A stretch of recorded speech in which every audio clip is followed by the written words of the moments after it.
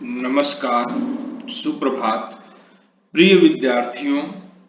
आज हम लोग काव्य शास्त्र के विषय में अध्ययन करेंगे और ये अध्ययन बेटा बीच में मैं आप लोगों को श्रद्धा मनु पढ़ा रहा था 12 वालों को और 11 वालों को कबीरदास जी को पढ़ा रहा था। बीच में ये मैंने बेटा शुरू इसलिए किया है क्योंकि मुझे लगता है कि अगर आपको पढ़ाते हुए मैं कुछ काव्य शास्त्र से जुड़ी हुई बातें बताऊंगा, उस पद से जुड़ी हुई, तो आप लोगों को समझ में नहीं आएंगी।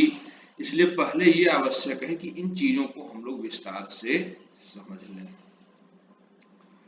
काव्य शास्त्र यानी कविता का शास्त्र। काव्य शास्त्र की जानकारी बेटा ठीक उसी प्रकार से है जैसे कि आप लोग उदाहरण के लिए बेटा मोबाइल ले लेते हैं। आप लोग मोबाइल रखते हैं, ये सब लोग रखते होंगे या जो लोगों के पास है, क्योंकि जो लोग वीडियो देख रहे हैं तो उनके पास तो है ही। लेकिन प्राय आपसे कोई पूछ देता है कि आपके मोबाइल में कितना स्पेस है, बैटरी कितने एमएच की है, कैमरा कितने मेगापिक्सल का है, तो आप बता पाते हैं? नहीं बता पाते हैं। कुछ लोग बता भी सकते होंगे, कुछ लोग नहीं बता पाते हैं क्योंकि उनको जानकारी उसकी नहीं है। ये बेटा कविता का टेक्निकल पक्ष है काव्य शास्त्र।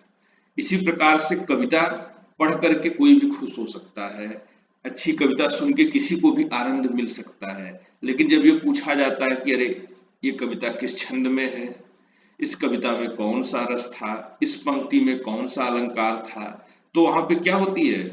वही व्यक्ति उसका उत्तर दे सकता है जो काव्य शास्त्र को जानता और समझता है। ठीक बेटा, तो अब हम लोग काव्य शास्त्र में देखते हैं।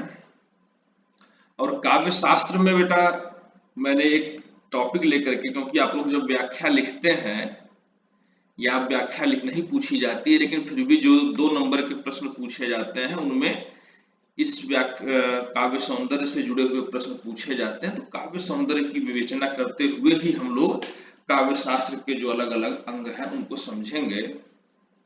करें, कोई भी कविता हमें आकर्षित अपने सौंदर्य के कारण करती है। काव्य का यह सौंदर्य 2 प्रकार का होता है। बहुत सामान्य सी बात है कि कोई भी कविता हमें आकर्षित तब करती है जब उसके अंदर क्या होता है? सौंदर्य होता है। और ये सौंदर्य 2 तरह का होता है। जैसे इंसानों में भी सुंदरता 2 तरह की होती है, उसी प्रकार से कविता में भी 2 तरह की है। इंसानों में बेटा एक बाह्य और एक आंतरिक। ठीक इसी प्रकार से काव्य में भी है वस्तुगत। तब वस्तुगत सौंदर्य काव्य का आंतरिक सौंदर्य कह सकते हैं इसको, यानी मनुष्य के अंदर की जो खूबसूरती होती है उससे इसको समझ सकते हैं। करे बेटा, कथन या कथा वस्तु का सौंदर्य।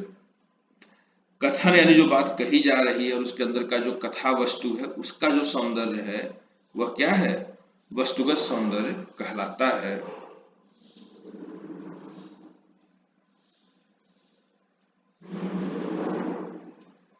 ठीक है बेटा, वस्तुगत सौंदर्य को 4 भागों में बांट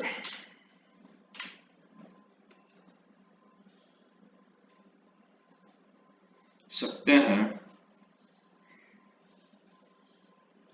पहला है बेटा व्यापकता। जो बात कही जा रही है वो कितने व्यापक समाज तक पहुंचेगी, ये बात कितने लोगों को प्रभावित करती है, किसी व्यक्ति की व्यक्तिगत संवेदना न होकर के वो एक व्यापक संवेदना है, ये जरूरी है।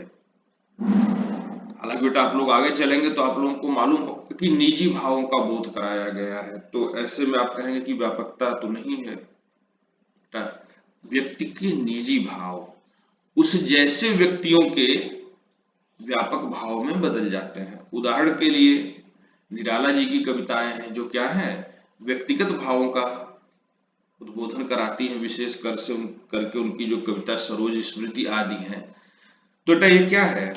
लेकिन ये उस प्रकार के लोगों का, उस युग में उस प्रकार के जो लोग थे जिन्होंने साहित्य के लिए अपना सब कुछ समर्पित कर दिया और उसके बदले में उन्हें जीवन में सिर्फ तकलीफें मिली, साहित्य में भी विरोध मिला, समाज में भी विरोध मिला, तो ऐसे लोगों की व्यापक भावना को व्यक्त करता है। दूसरा मौलिकता।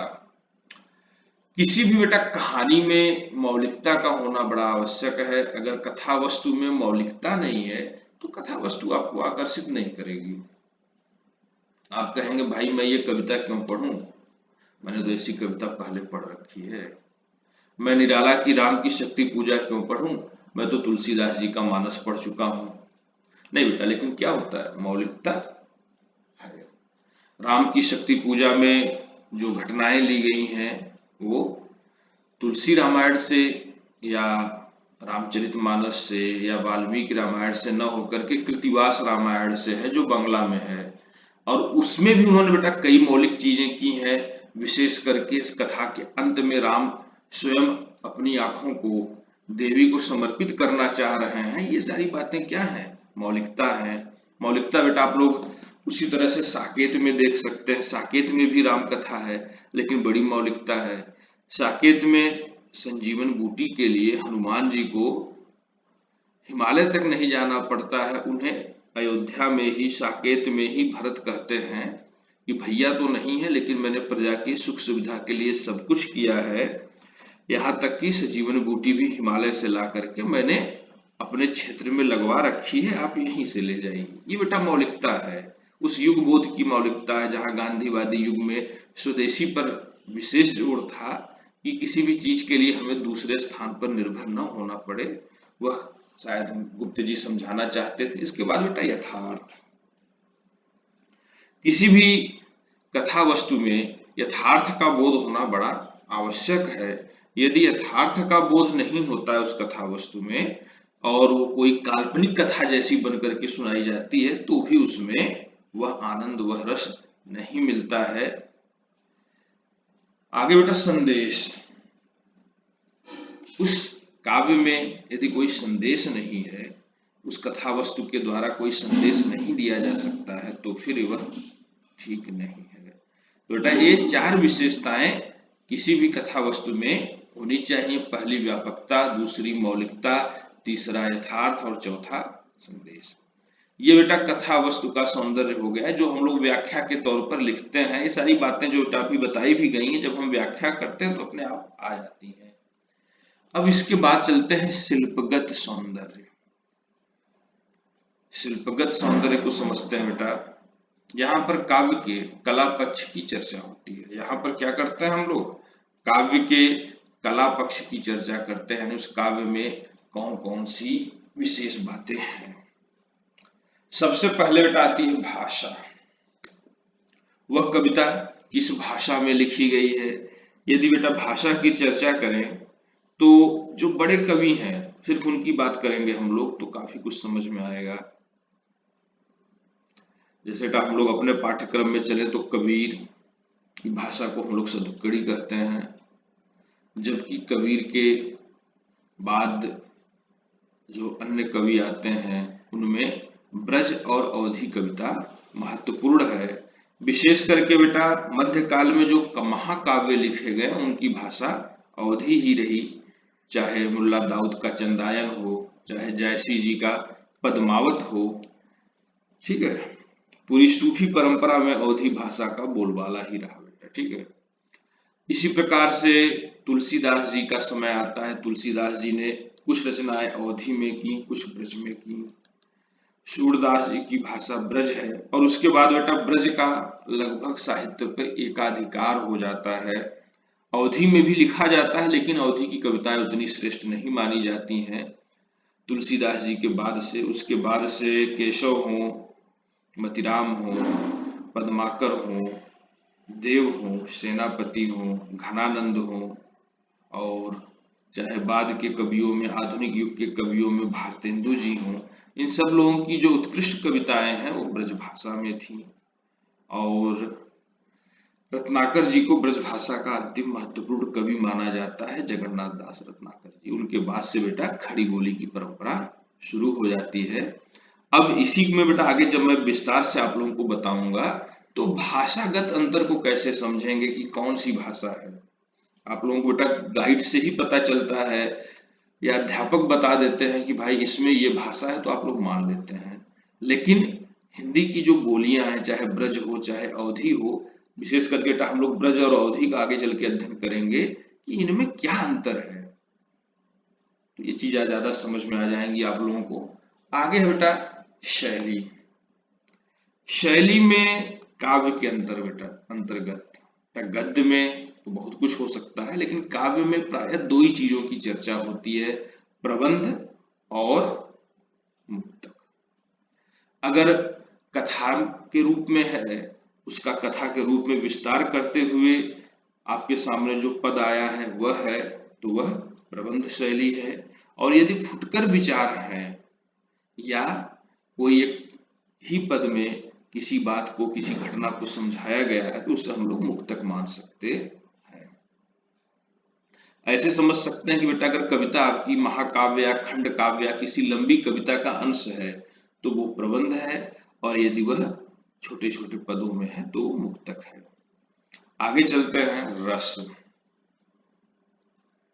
रस बेटा काव्य की आत्मा है,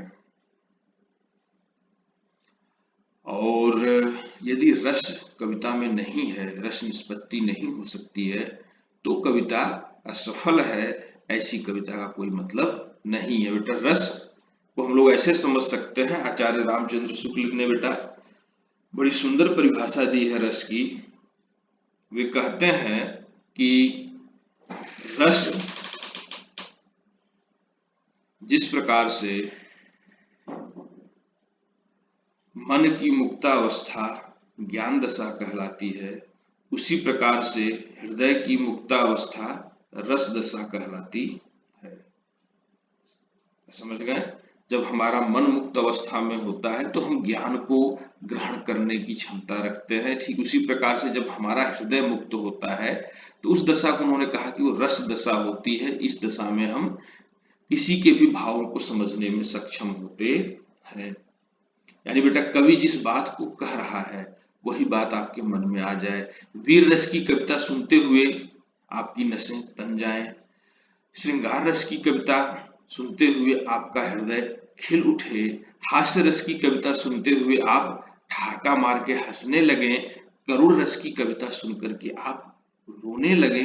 यही क्या है बेटा? कवि की सफलता है। यदि ऐसा नहीं होता है तो मतलब कविता असफल है। छंद, छंद के विषय में बेटा विस्तार से हम लोग पढ़ेंगे।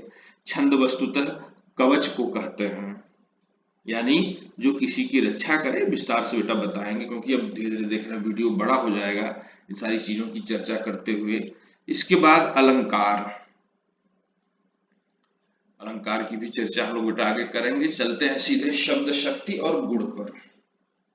ये नई चीजें हैं, ये सारी चीजें पहले से आप लोग पढ़ते रहे होंगे, चाहे भाषा हो, चाहे शैली हो, चाहे रस हो, चाहे छंद, चाहे अलंकार। यहाँ पर बेटा जो शब्द शक्ति है वो नई चीज है। और चूंकि बेटा मैं देख सकता हूँ कि हम लोगों का वीडियो करीब 13 मिनट का हो गया है, तो ज्यादा बड़ा वीडियो जाने में दिक्कत होती है, तो इसको फिलहाल अभी यहीं पर रोक रहा हूँ और इसके बाद दूसरा वीडियो भेजता हूँ जिसमें हम लोग शब्द शक्ति की चर्चा करेंगे। धन्यवाद।